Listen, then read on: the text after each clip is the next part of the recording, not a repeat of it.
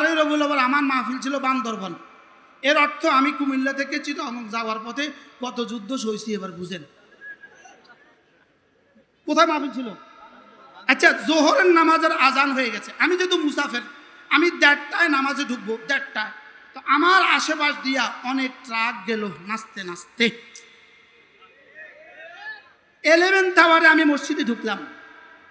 1:27 বা 28 মিনিটে আমি জোহরের নামাজের জন্য চিটাগংয়ের এক রাস্তায়, হাটাজারির পরে বান্দরবনের এক রাস্তায় রাউজান, আমি আসরের নামাজে জোহরে মসজিদে ঢুকলাম।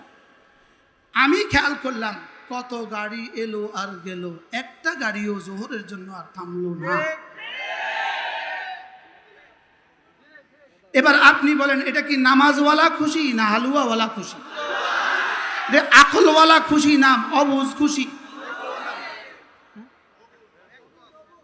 জোহরের নামাজওয়ালা খুশি না জোহর ছাড়া খুশি?